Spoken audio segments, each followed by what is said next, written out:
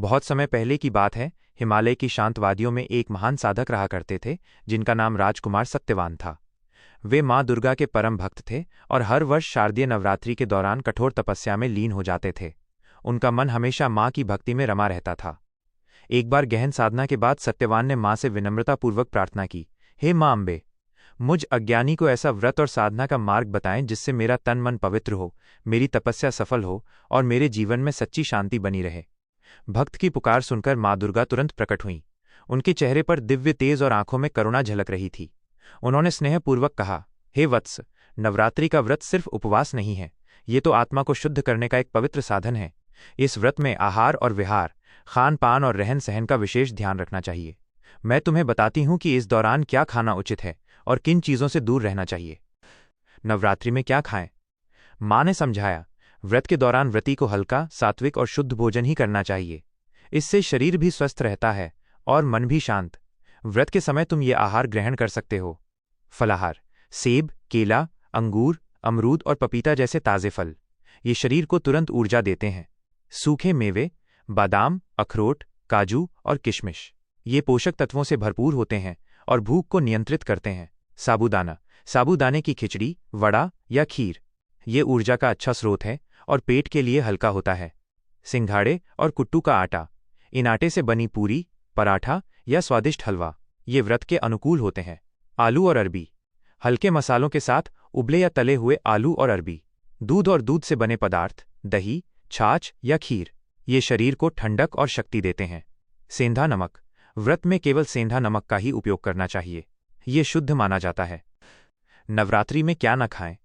माँ ने आगे कहा, हे पुत्र, अपनी तपस्या को सफल बनाने के लिए कुछ चीज़ों से दूरी बनाना बहुत जरूरी है। इन चीज़ों का सेवन करने से व्रत भंग हो सकता है। लहसुन और प्याज, ये तामसिक माने जाते हैं और इनका सेवन वर्जित है।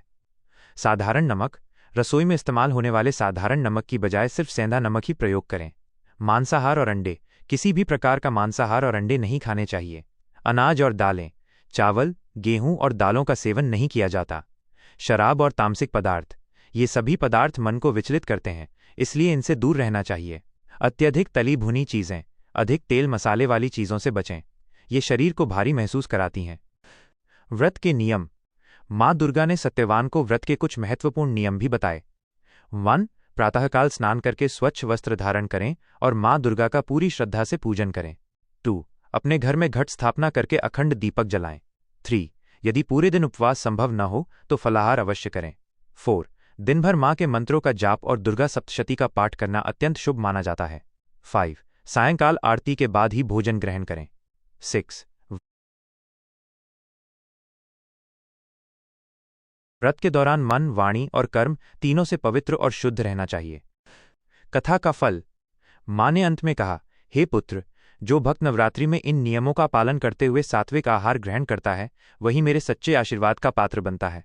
याद रखना, व्रत केवल शरीर को कष्ट देने का नाम नहीं है, बल्कि ये तो अपनी आत्मा को मेरे प्रति पूर्ण रूप से समर्पित करने का एक मार्ग है।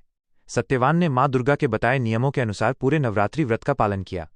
9वें दिन महानवमी पर उनकी तपस्या से प्रसन्न होकर माँ ने उन्हें साक्षात दर्शन दिया और आशीर्वाद दिया, वत्स, आज से तेरे जीवन में धर्म, अर्थ, काम और मोक्ष, इन चारों पुरुषार्थों की सिद्धि होगी। तब से ही ये परंपरा चली आ रही है कि नवरात्रि का व्रत रखते समय खान पान और पवित्रता का विशेष ध्यान रखा जाए।